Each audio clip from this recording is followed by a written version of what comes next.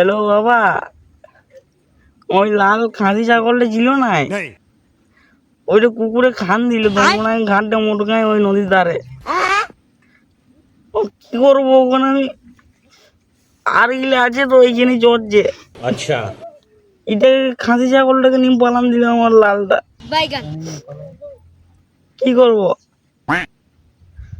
ঠিক আছে, ঠিক আছে। হ্যাঁ, যাই হোক দুর্গাপূজার খরচাটা উঠে গেল। পাইকার দেখতে পাবো।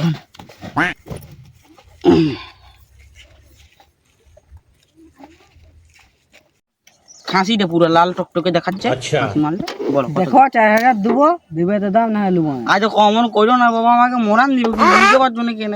কুকুরে খাইছি নাটক করেছি ওই রকম। এটা তুমি 5000 টাকা দিবে? পারবো না, এটা তুমি বেলাং মানে বিক্রি করছো, 4000 টাকা বেশি দিতে পারবো না। আচ্ছা, না ওই রকম কইরো না, তুমি কেন বুঝতে পারছো না? না না 4000 টাকা বেশি দিতে পারবো না, বাদ দাও।